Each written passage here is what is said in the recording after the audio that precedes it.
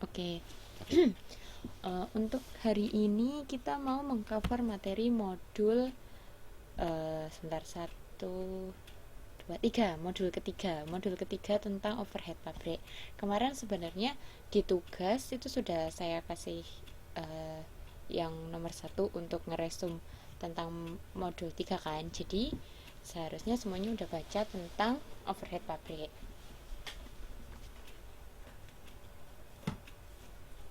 Nah, sebenarnya materi ini tuh nggak banyak. Jadi harapannya hari ini bisa selesai, mungkin sekitar 1 jam udah selesai buat jelasin materi modul 3. Terus nanti ada juga pembahasan buat tugas yang kemarin saya kasih. Jadi nanti sekalian bahas tentang tugas yang kemarin gitu. Tugas yang kemarin dari yang udah ngumpulin sudah saya koreksi, nggak ada yang dapat nilai 100. Rata-rata kesalahannya tuh sama, letak-letak kesalahannya di mana. Jadi nanti mau saya jelaskan jawaban yang benar itu kayak gimana biar nanti nggak ngulang kesalahan yang sama waktu ujian.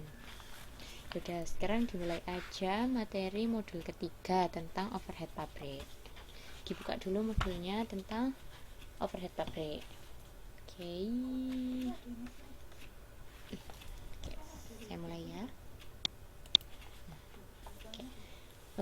Kelewatan. Overhead itu adalah semua kos produksi atau pemanufakturan yang tidak dapat secara langsung diidentifikasi dan dialokasikan pada produk. Jadi kalau memang terlalu sulit untuk dialokasikan atau diidentifikasi, itu disebut sebagai overhead. Nah, disitu ada 2 bagan. Saya kasih 2 yang masuk overhead itu apa saja, itu di sebelah kiri, dan yang bukan masuk overhead itu apa saja, ada di sebelah kanan. Saya jelaskan dulu yang masuk overhead itu apa saja yang di sebelah kiri. Semua kos produksi yang tidak terkategori sebagai bahan baku dan tenaga kerja langsung. Jadi semuanya kecuali bahan baku dan tenaga kerja langsung itu disebut overhead.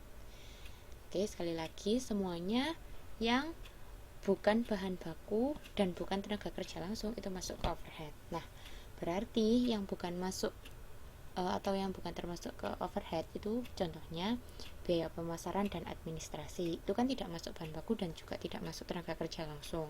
Kemudian semua biaya yang terjadi tidak di pabrik, contohnya pemeliharaan kantor pusat, gaji manajer departemen keuangan di kantor pusat, atau listrik kantor pusat. Kalau kantor pusat kan tentu berbeda dengan pabrik.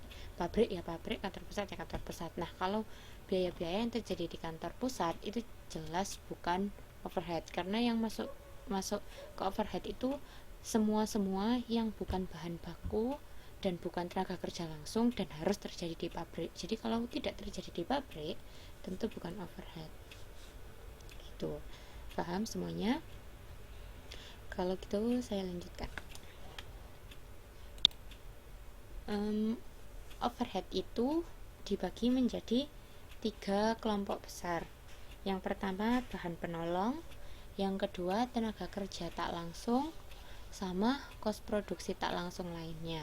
Contoh dari kos produksi tak langsung lainnya itu utilitas, upah lembur dan premium, sewa, asuransi, pajak, depresiasi, reparasi, dan pemeliharaan, kos departemen pendukung. Nah, jadi kalau misalkan kemarin udah saya jelaskan kan bedanya apa bahan baku dan bahan penolong. Kalau memang signifikan, bahannya itu signifikan, bisa dilihat di produk jadi, itu disebut sebagai bahan baku. Tapi kalau penggunaannya hanya sedikit, tidak dapat dilacak di di produk jadi, itu bahan penolong. Terus kalau bedanya apa tenaga kerja langsung sama tak langsung, kalau memang tenaga kerja langsung itu bersinggungan langsung dengan proses produksi, kalau tenaga kerja tak langsung itu tidak bersinggungan dengan proses produksi. Kayak misalkan contohnya satpam atau cleaning service kayak gitu, itu kan tidak bersinggungan dengan proses produksi, tapi dia juga ada di pabrik gitu buat membantu pabrik supaya proses produksi berjalan. Nah, itu contohnya untuk tenaga kerja tak langsung. Kemudian karakteristiknya secara umum, premium maksudnya upah lembur dan premium itu Oh ya, jadi kan kalau lembur kan kalau misalkan lembur tentu gaji yang seharusnya diterima dengan gaji lembur kan beda. Lah kalau premium itu bedanya em, mungkin hampir sama kayak lembur sebenarnya. Cuman kalau lembur itu kan hitungannya kayak ditentukan dari perusahaan. Nah kalau premium itu kayak kamu sendiri gitu loh yang pingin, aku memang pingin kerja lebih karena aku pingin uang lebih kayak gitu. Beda dengan apa namanya lembur yang biasanya memang disuruh sama perusahaan untuk lembur. Sebenarnya di situ di modul itu ada penjelasannya. Sebentar, saya lupa di halaman berapa. Kalau nggak salah di modul 2 kalau nggak salah. Coba saya lihat dulu. Itu ada di modul kedua kalau nggak salah. Sebentar. Nah, itu di halaman 2.38. Nah, di situ ada beberapa penjelasan tentang lembur, kemudian tentang premium itu apa gitu. Nah, kalau premium itu lebih ke memang kayak semacam kayak sukarela gitu, dan harganya, maksud bukan harga sih, dalam arti penggajian untuk premium itu lebih gede daripada kalau lembur, biasanya kayak gitu. Oke, saya lanjutkan ya. Itu bisa dilihat di halaman 2.38. Di situ ada contohnya juga gimana tentang penjelasan tentang premium dan tentang lembur. Oke, saya lanjutkan. Nah, karakteristiknya tentang overhead itu yang pertama adalah tidak dapat diidentifikasi pada produk, jadi memiliki beberapa jenis pola perilaku hubungan terkait dengan volume produksi. Contohnya bisa tetap, jadi kalau misalkan dalam arti tetap itu tidak mengikuti pola volume produksi. Jadi meskipun kita memproduksi produknya sedikit atau banyak, jumlah overhead yang harus dikeluarkan itu tidak terpengaruh oleh itu. Jadi contohnya kayak PBB, sewa gedung, meskipun kita produksinya dikit atau banyak, itu yang dibayarkan akan tetap jumlahnya.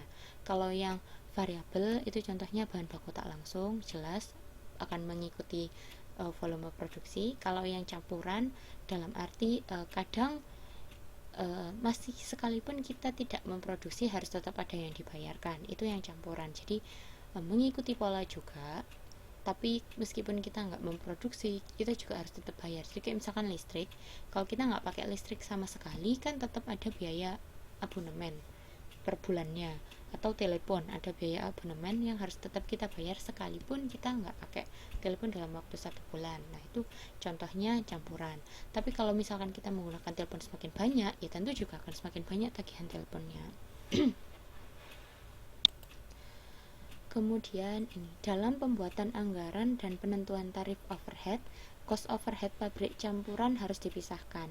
Jadi kayak tadi kan sudah saya jelaskan bahwa salah satu pola perilaku hubungan overhead dengan volume produksi adalah campuran, yaitu contohnya listrik, air, atau telepon.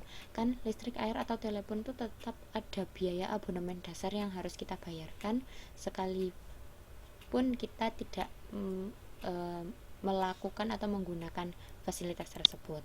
Nah, berarti kan ada yang namanya bagian yang tetap, yang abonemennya itu yang harus kita bayarkan tiap bulan, ditambah yang yang bersifat variabel yang berhubungan langsung dengan produksi. Jadi semakin banyak produksi, semakin besar juga biaya yang dikeluarkan. Nah, itu harus dipisahkan antara sisi yang fix atau yang tetap dan yang bagian yang variabel. Nah, ada beberapa metode yang bisa kita gunakan untuk memisahkan antara yang bagian yang tetap dan yang variabelnya. Itu ada dua, saya bagi ke dua kelompok besar kan, ada yang kiri dan yang kanan. Nah, kalau yang di sebelah kiri itu